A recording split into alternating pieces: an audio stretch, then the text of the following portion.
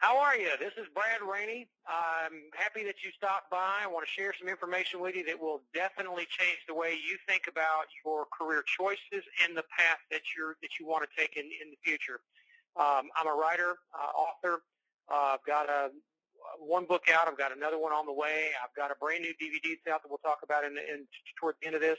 But what we're going to talk about today are the vows, and there's 7 habitual characteristics that once you master them, you can change anything about your life. They just happen to work extremely well in the job seeker space. And frankly, I've spoken to over 20,000 people in the last year about them, mostly in live events, some in formats like this. But what I've found is that people that adopt them, that really try to do something about their lives and make that conscious change, can really make huge strides and really learn more about what they're actually made to do. So let's go through them. Now, I will tell you off the top, this is a condensed version of what we normally do. This is usually an hour and a half presentation. We're going to try to keep it to about a half an hour. I may run a little bit past that. But here are the things that we're going to talk about in the next half hour. I'm going to ask you about what do you want? What do you really want out of your career, and how important is that choice to you? We're going to talk about the vows, the things that I created, where they came from, and why that they're important to you. I'm going to give you a survival guide. You've been getting by. You're surviving. All right, that's fine. But I want to give you some real topical information, great tips that can help you thrive in the years ahead. And you can't hear anything about me, come around anything that I do without hearing about Shadow the Turtle. 20,000 people have heard about the turtle, and people have asked me, where did that come from? And I'll tell you that story as we get toward the end. You'll really enjoy it. All right, what do you want? Well, let's talk about what your career path is. There's a number of things people do in their lives. One of them's called a job. A job is an occupation. You earn money. You do something, you get paid for it. That's cool.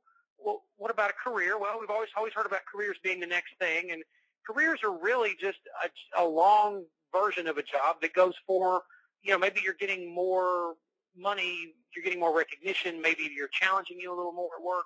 You feel like you're on a glide path to somewhere. You feel like you're really into something that's going to make a difference. Well, ask the people in 2009 if they really had careers after they'd been with companies for 20 years, lost their 401ks, lost a lot of investments that they had. Did they really have a career, or was it just a really long job? Well, Brad, if jobs are okay and careers are better, but that's not the end-all, be-all, what am I looking for? I think this one is the one that's really important. It's called a vocation. Your vocation is basically your calling. It's what you're made to do. And if you find this, I guarantee you will never work another day in your life. If we were in church right now, I would tell you it's what God has made you to do. That's up to you. That's your decision. I happen to believe that. You can believe it or not. I know it's real. And the bottom line is, believe that or not, once you find a vocation, it will energize you. It will make living your life a totally different experience. Now, here are the vows. We're going to give you the list at this point, and then we're going to go back through them one at a time and give you some more information. The A is attitude. I have 7 vowels in my whacked-out world. There's 2 E's, energy and effort. There's 2 I's, integrity and intensity. The O is outlook, and the U is my favorite, not just because you can see my little guy up there in the corner, whacked-out hair. I like it. Uniqueness. Can you stand out? Are you somebody different? Can you put yourself above or at least to the side of the crowd so people notice you in a good way? We'll talk about all of those. Each of these, when we get to the end, you're going to see some real practical tips that you can use with a recruiting manager or hiring manager and share them and help to try to distinguish yourself. Attitude is the emotional capacity for effective performance. Well, that's pretty important. That pretty much means that if you don't start today believing that today is better than yesterday and that you're not, and you don't think that you're in control of what's happening in your life, that you might as well go back to bed, because really you control your attitude. It works for you. You employ it. It responds to what you do. It's not what happens to you. It's your reaction to what happens to you.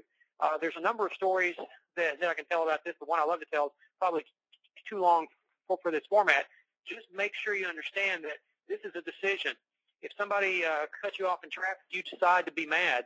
If somebody tells you, no, you can't have that job, you decide to be upset and decide to get down about yourself. You control it. You can't control what comes around you. You can control your internal reaction to what happens. I think it's so important, though, that I call this the shower decision. By the time you get out of the shower in the morning, most people have decided what kind of day they're going to have. If you're in there scrubbing up and you go, oh, it's going to be another bad day, I can just feel it, well, you've become Nostradamus. You've pretty much predicted what your day is going to be like, and you're exactly right. It's going to not go well for you. But I think that there's something you can do that's a totally different bent on this. I believe that each day is a gift. I believe you get a little box to open every morning, and inside it is a little quantity of something, a normal day, a terrible day, an average day. Maybe it's the best day ever. Maybe you have found that true vocation. Whatever's inside that box lasts for 24 hours. It has an expiration date, and unless you want to take positives with you onto the next day, there's nothing else that matters. This day is your day. It's the day you've been given to live. This is actually a plaque that's in my bathroom. My wife went and found it at Kirkland's. And I'm not the happiest guy in the morning. I'll be honest with you. I get out of the shower, and I don't always feel great. But when I look up and see this right next to my sink, I start my day with these 5 words. And if you do the same thing, just think about it. If you start your day with those 5 words, how bad can the rest of your day be? Really. Think about the fact that if this is truly a gift and you've been given these 24 hours to do something with, what can stop you from being the person that you're made to be? Only you and only your attitude. Now, here are some things you can do to actually share them with an employer or a recruiter. And again, attitude starts this whole chain of events. It's the key to the whole thing. I think it starts with, you had me at hello. It starts when you first walk in and shake hands with that recruiter, with a hiring manager. If you had a really bad day and you can't shake it, when you walk in and you say hello and they say hi to you and you kind of look down and shuffle your feet, they figure it out very quickly. It really starts immediately with the happiness, the true belief that you're there for a solid, positive purpose, and the fact that you believe that things are okay and that maybe they're headed in the right direction for you. People read it and they see it. It comes out also in the tone of your answers. When they start asking you questions and you go down the unhappy path of telling bad stories and things that have happened to you in the past and some negative experiences, it really colors the rest of those, the rest of the conversation. As a hiring manager, as I've been for over 20 years, someone starts down this rabbit hole of negativity, I don't want to stop and have to pull them out. I'm really now concentrating on their negativity and not what they're saying. I'm not really hearing their answers. They may be giving me the best answers known to man, but I'm thinking, is this guy going to go out and play well with my other kids in the playground here? Can I trust them to bring a good attitude every day? If I'm thinking that while I'm interviewing you, you're going to have a bad result on the backside of the interview. The examples that you use are critical as well. If you go through and start telling me every negative thing that's happened to you and that's why that you're there, or how much you hated your last job, or the boss that was just overbearing, again, I'm asking you some open-ended questions looking for you to fill in the blank. And if you fill it in with nothing but black and dark colors and gray skies, I'm going to believe that there's something inside that maybe could contaminate the rest of my staff, and I can't take that chance. The questions you ask are also critical. You're going to hear me talk about questions for a number of times over the next half hour, but the questions you ask are critical.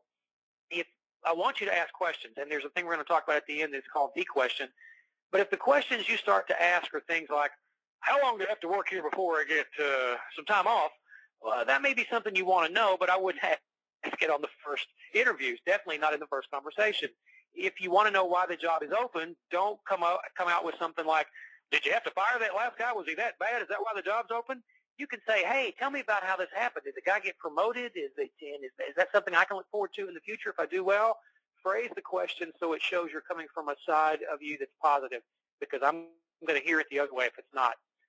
Now, energy is pretty important. It's the fundamental substance of everything in the universe. Well, pretty special. Planets don't spin. Water doesn't flow. People don't find their true vocation without energy.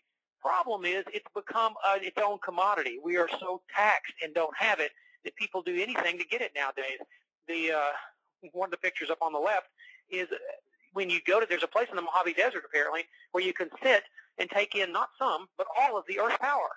Apparently you can sit there and it comes right up to your butt. I'm not really sure how that works, but apparently you can actually do that. We've tried to harness the sun. The one at the top in the middle is Reiki, where they can actually give you a massage and see your energy come out. It's called your aura. He's blue today. He's green today. But my wife had it done. She said it's fantastic. Sounds like a back rub to me, but hey, whatever works for you. Anyway, they think they can see the energy actually come out of your body. And then if you have a bad day and you just can't find any energy reserves, you can go buy it. In any convenience store in America now, $2.99, a little shot right there, and you can get 5-hour energy back or a couple bucks, and you can put power bars into you and recharge your batteries.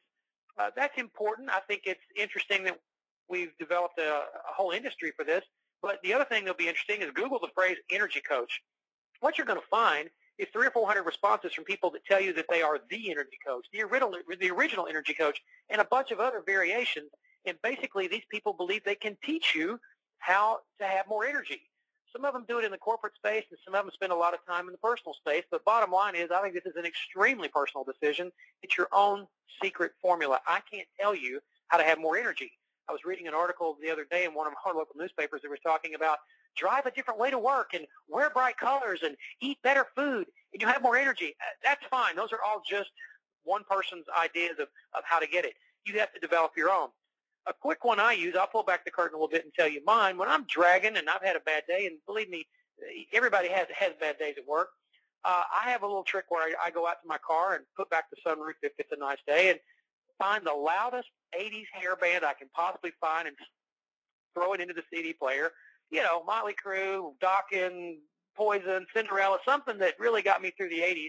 And the reason that I do that is because it takes me back for the half hour or so that I've got it cranked up to a time when I was invincible, to when I could eat anything I wanted, stay up all night, nothing ever bothered me, and I really felt like I was king of the world. Well, if I do that for a half an hour during the day, and come back in the afternoon, the rest of my day's fine because I've recharged my batteries. You've got to find a way to do that because here's what happens. Job searches are jobs. You have to treat it as a full-time endeavor. You're going to get tired. You're going to get to the point where you just don't want to do some of the things I'm going to ask you to do later on. If you have not recharged your batteries, you're not going to do those things. You're going to make bad decisions, and you're probably going to be not so good in the next one, which is called effort, and we'll talk about that in a minute. You must find a way to recharge these things. Now, how would you possibly be able to show energy to somebody sitting across the desk from you, hiring manager, or just in this case, a recruiter? Well, I want you to tell them stories about things that you're proud of, not only where you've worked, but things that you're volunteering in. I do a whole 2 hours on networking, and one of the components of networking is called ultimate networking, and that's volunteering. Volunteering shows all of your vows. It shows that you care, and it puts you in great networking opportunities with people that have jobs. But if you have not been working and you have been volunteering, make sure you tell the hiring manager about it. It tells me you really have a high level of energy and that you really care. I want you to describe your work ethic to me as well. I want you to tell me how you come in each day with a plan to get through the day, how you want to achieve it, what you come in, with your battle plan. And we all know it's going to change because you can't control the outside things that contaminate you during the day. But bottom line is to come in with a high level of energy every day, and you want to accomplish the things that you have on your task list. Problems are going to come up, but that you have a way to work around and share that information along with me. And that's, like I said, the high level of energy is critical. The fact that you don't want to come in and say, I'm not such a morning person. I try to get through the day. Tell me that you're ready to go. Tell me that you find ways to re-energize yourself before you hit the workplace.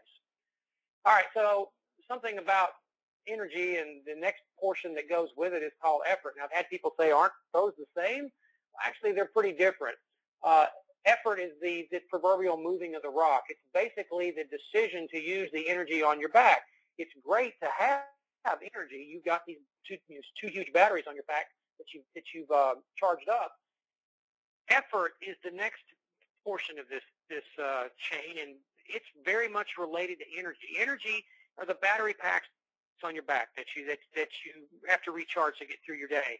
Effort is the trigger. It's the decision to use the energy. You can have all the energy that you want, but if you don't have the trigger to use it, then it doesn't do any good. Or you can have the trigger and decide to use it, but if you don't have any energy, then it doesn't get you very far. The key is you've got to apply your energy across the board. And what happens is this is things that people say, well, it sounds like they're the same thing. They're really not. They're two separate and distinct things. If you're into the NBA playoffs or watch NBA at all, a guy by the name of Mark Jackson, one of my favorite analysts, said this during the championship series earlier this year. He said, that's energy, effort, and passion, and that's how you win. What he's saying here is that they're two different things. Notice he broke them up, energy and effort, and then showing that you have passion. That's how you get through. The key in this game was that the Heat really weren't doing a lot more than just working really hard. They decided to bring their A game and decided to work really hard during this particular contest, and they brought their passion, and they overcame the fact that they weren't making a lot of shots or doing a lot of the technical things right. They just worked really hard and won the game.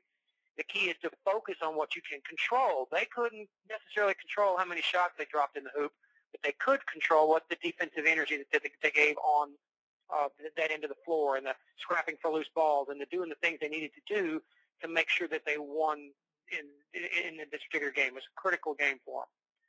Same thing happens to you each and every day. Now, how do you show effort to a recruiter? Well, I want you to do meticulous research. Now, this is not the cursory, I went to their website and learned a few things about the business. I want you to spend a lot of time learning about this company. You should know more about the company that you're interviewing with than the recruiter. You're not going to know more than the hiring manager, but you should really be able to impress them with the knowledge that you have.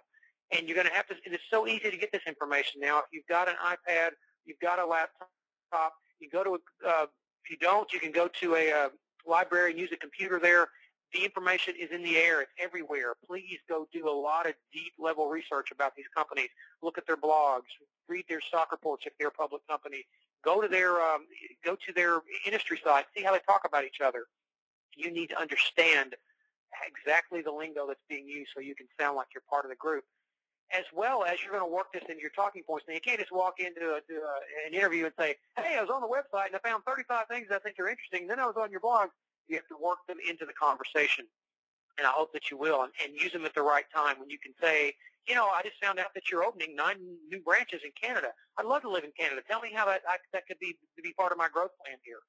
It'll impress them because most people will not do that. And here's the key. I want you to have 10 to 20 great questions, pertinent questions to ask that person across the desk.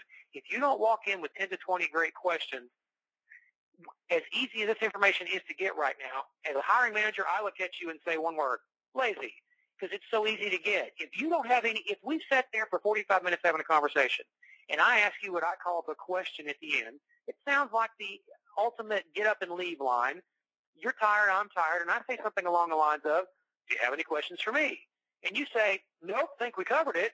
Well, if we've been talking for 45 minutes or an hour, and you've done most of the talking, how can you possibly know all you need to know about the company? How can you possibly know enough about me to know if you want to work for me? You've got to have questions. There's so many ways to get it, and if you don't ask them or you don't have them, I'm going to assume you're just lazy. Now, maybe the conversation's gone really well, and maybe you've written down 22 questions and you covered 13 or 14. When you get the question, you turn around to me and say, well, you know, Brad, I made a list of about 22 things to ask you, and we've done a really good job of covering about 13 or 14. Mind if I ask you the rest? I'm not going to stop you. I'm going to say, have at it, because that shows me that you have a tremendous level of effort, and I want to hear what you have to say. The next phase is integrity, and basically being honest. Integrity is the only thing, or not having integrity is the only thing that's going to get you thrown out of my office. If I cannot trust you to wear my brand with honor, you can't have it. And that's going to go for anybody out there right now. You know, the bottom line is integrity is defined by M.H. McKee, is one of several paths.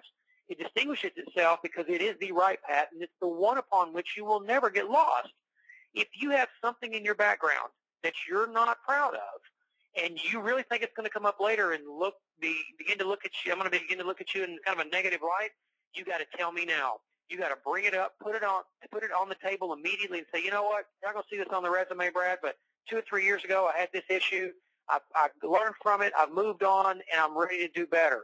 Put it out there and get it off the table. If I dig it up later and you don't tell me about it, I'm going to assume that you're trying to hide it, and that goes straight to your integrity. You're not going to get the job. If you're courageous enough to bring it up front, then I'm going to give you the benefit of the doubt that you really have overcome it. And until you prove me wrong, I'm going to believe that you're headed down the path of honesty. That's what I need to know. That's the thing that are going to separate you. Now, if you're somebody you don't want to be, this is I'm a graduate of the University of Tennessee, and this was our illustrious football coach for all of 11 months and about 24 days. This is Lane Kiffin. This was going around the internet for a while. If you notice at the bottom, the antonyms of integrity are dishonesty, deceit, Lane Kiffin. Do not be Lane Kiffin in your dealings with people across the desk. You must be honest. You must tell them if you're going to do something that you're going to stick with it, and if you give a commitment that you'll follow through.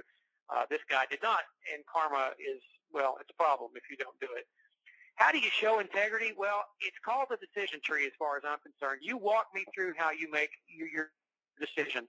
You're going to get 2 real types of questions. You're going to get these kind of the behavioral type questions, give you situations, and you'll get the attitudinal ones. In the behavioral ones, it'll be, You just came back from lunch. There's telephone's ringing. There's 3 urgent messages on your desk, and there's an angry customer at the front counter. What do? And you've got to be able to walk me through how you solve that problem. Every business has problems.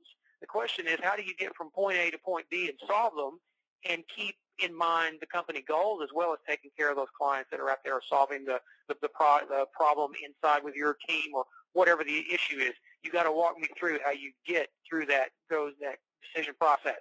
If you've had to make really tough decisions in the past and you're proud of it, this is the time when you share it with me. Brad, a long time ago, I really had to make a really tough decision, and I didn't know what was going to happen, but I thought I did the right thing. Here's what I did, and here's the result. Share it with me if you're proud of it, and walk me through how you got there. And finally, the integrity is really shown up pretty easily by the A-list of references that you give me. A lot of people try to dazzle me. They'll give me, 20, 25 references. I had a guy actually give me 22 one time. And the bottom line is they're trying to dazzle me with numbers. I don't care how many references you have. I care about 3 specific ones from 3 different areas. I want a reference from somebody that you've worked for, somebody you've worked with, and somebody who knows you well. If you give me one of each of those 3, I will know exactly how you work with other people, that you can follow directions, that you're a great team member and you show up on time and you work hard, and somebody that can tell me the type of person you are, how honest you are, how caring you are. You can give me more, but those 3 are really what I'm looking for. And by the way, when you give me those, tee those people up. Let them know that I'm coming, that I'm going to pick up the phone and call them because I am Regis Philbin and they are your phone friends. You got to tell them I'm going to call them because you don't want me picking up the phone and calling somebody and then being surprised that I'm asking about you. So make sure that you give me a great list and then you get your people ready for the phone call. Intensity is a little different. Intensity is focused emotion. Now, I've had a bunch of definitions on this through the years, but these 2 words really define it well. It's taking the emotion you have and focusing it specifically at a time and place, just kind of like using when you're trying to light something by using a magnifying glass, focusing it down so that you're really intense. Now, the problem is you can't be intense all the time. Your body's not built to do that. I've been preaching this for years and just figured out that it has a name. It's called the work-life balance. And basically, we nowadays want you to find the balance between what is good for you and what is good for the company. After 2009, companies really figured out that they don't or need or want workaholics because people that do that are very expensive. They burn themselves out. They have health problems. They don't work well on Fridays because they have nothing else to give. They want people to have a balanced experience. This was absolutely proven by a European Heart Journal study that came out last year that basically said if you just work 10 hours a day, that's about 2 hours a day more than the average American, you've got a 60% greater chance of heart attack, angina, or maybe even cardiovascular problems. Basically what we're saying is you're killing yourself. Your body's not built to do this, and you need to find companies that will allow you to balance your life. And it's okay to tell them, you know what, I want to work hard, but I want to play hard. That's one of the things that I want you to show them. As well as when you're having those conversations, when it really comes up is when I ask you a question, a behavioral question where I'm trying to determine your work radar. Can you notice if people around you are being too intense? Can you figure out that you yourself are being too intense and might be causing harm? Or can you recognize that there is an issue and you've got to go solve it? That angry customer at the desk and the phone ringing is not the time to go to lunch. If you can react to that and know how to solve it, it really, again, helps me understand that you're going to be out there on the front line solving problems that we're all going to have. And that's really what this one goes to. If you can react, if you can show me that, back to the making the decision tree, as well as react in a timely manner and keep people from being too intense all day long, you can really help me solve problems. And I need people that can do that. It's okay to tell me, by the way, that you're going to work hard, but you're going to have a life, that you want to do things with your church, that your kids are very active in their sports and you don't want to miss them growing up. If you're getting your work done and you're doing the things we're asking you to do and you're coming with a great attitude and all the other things, absolutely I want you to do the other parts of your life. And basically those 3 parts, if you don't know, are your work, the people that you care about, and sleep or rest. There are 3 parts that you can't mix. They shouldn't be bleeding over into each other. There should be 3 distinct areas that balance your life out. Now, outlook is interesting. Outlook is, you see this word habit. We talked about this earlier. Habits, these are 7 habitual characteristics, by the way. All of these 7 vowels are. Outlook is a habitual state. It's basically your mental picture of the future. It's when I ask you, how's it going? I really don't get your attitude. What I get is your attitude that you swallowed and internalized, and on the backside, I get your outlook. Your outlook is very critical, though, because it's the part that you not only swallow and give out, but you share it with others. It's critical because if you've internalized good things, you're going to be optimistic, and optimism is contagious. People around you that are optimistic find that they really enjoy their workplace. They enjoy coming to work with people that think they're doing the right things, that they're having an enjoyable time at work as much as you can doing that. And if you found your vocation, I guarantee you're optimistic. Well, the backside of this one, though, is also true, because if you're negative, you're just as contagious. As a matter of fact, you might be a cancer. You might be something that needs to be solved or cut out. Because what happens is if you're it used to happen at the water cooler. Now it happens at the coffee pot. If the negative people are getting coffee at 8:30, you got to go at 9, or you got to go at 8, or you got to bring your own coffee, because you can't get around. If you've worked this hard to establish a positive lifestyle and really get your attitude where you want it, you can't walk in the first thing in the morning and go, "Hey, Bob, how's it going?" And him go, "Well, you think they're going to fire another 6 people today?" And you go, "Oh, yeah, you're right." And start commiserating. You just wasted it. You wasted an entire day by jumping right back into that pool of negativity. The key is I want you to be able to control it. And when you share it with other people, especially in an interview setting, I can spot it a mile away. If you have not decided it's going to be a good day, and let's say you've had a terrible day and you backed over the cat and you spilled coffee on you and you gasped when you stopped to get gas, and you've had a terrible morning and you try to come in for an interview, well, you're going to have cat fur on you and smell like coffee and gas, for one thing. But the other thing is you're going to think about all those negative things that have happened to you.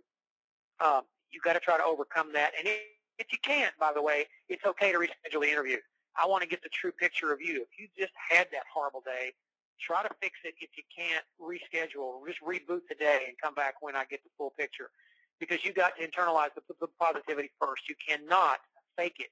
If you try to fake it with me, I'm going to go right back to integrity and say, well, he's trying. He's here, but I don't think he believes it. I really don't think he believes he's a really optimistic person. He's just trying to show a good face for me. And again, if I can't trust you, you can't have the job. Finally, the last value is uniqueness. And basically, it's who you are. It's standing out. It's being distinctive. It's your own set of values, experiences, creativity, hopes, passions, dreams. It's what makes you who you are. We're all little snowflakes. And the bottom line is, not only can you be okay with the fact that you're different, but the biggest question is, can you share it with those around you? Can you communicate it to your recruiter, the employer that you're trying to get the job with? It is really, truly the one advantage you have over your competition, because somebody might have the same years of experience. They might even have gone to the same school. They don't have what makes you who you are. And standing alone and being different in this case is tremendous, because it allows me as a hiring manager to look around and go, this guy brings another color to the table. He really comes in with a different eye. I need something like that. I need new blood. I need new thinking. I need somebody that can solve problems, that can creatively come up with new solutions. It is your one true advantage. This is George Clooney in this snapshot, and he's got an interesting story, because does that look like a philanthropist, a world-renowned actor, director, all those things? Looks like the band geek, right? This is what he started with. But he went out and found some really unique things in the way that he approached acting, writing, directing, and became the incredible guy that he is today. I don't love everything about him, but I think his story is tremendously vivid for being unique. And that's really what I want you to be. I want you to incorporate things about who you are into this process. When you show it to your recruiter or your hiring manager, you got to pull back the curtain. Now, word of warning, pull back the curtain. Please don't rip down the tent. It's okay to share, but you don't have to share everything at once. Let's say you collect small rhinoceros ceramic figures from all over the world. It's a hobby. It's a passion of yours, and you've got 5 full rooms of them in your house.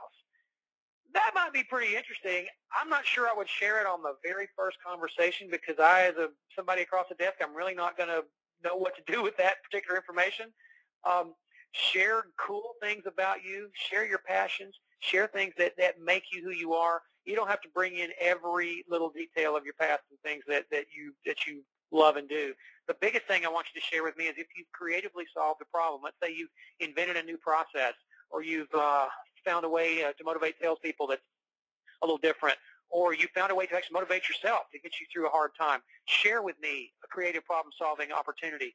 That's really what drives business, is finding ways to look at an issue that's been there for a while and find a new way to get around it. That is very unique, and that is critical. Now, you've been surviving, and I hope that you will try to do better than that in the future. I want you to thrive, but to get there, you've got to ask yourself two questions. And I'm sorry, one or both of these is going to keep you up tonight. It's just the way it is. Can you visualize what your work life is going to be this time next year? A year from this date. Look at the calendar and just add a year to the end of it. From 12 months from now, what are you doing? Who's it impacting? Are you enjoying it?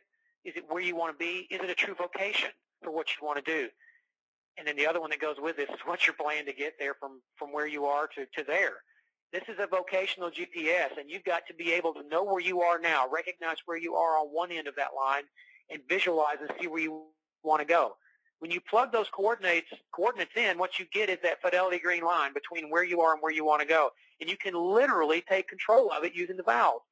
If you do that, it will allow you to do something I hope you will definitely do in the future, and that is thrive. One of the most amazing words I've ever come across. It basically, one of the great meanings is to prosper, flourish, or grow luxuriantly. I want to grow luxuriantly. That sounds fun. That may mean different things to different people. But, whatever it means to you at this time, whether it's having that ultimate car garage in the back, or whether it's spending time with your grandkids, or whether it's finding a true vocation, it's time for you to thrive. Now, it's something to be aware of, though. Hope, in this case, is not a strategy. Hope is a great word. It gets your mind right, but it is not a plan. It does not do anything other than set your mind on the right course. You must have a plan, because if you're waiting around for things to get better and just hoping, you're going to confirm that they're going to stay the same. More than likely, they're going to get worse.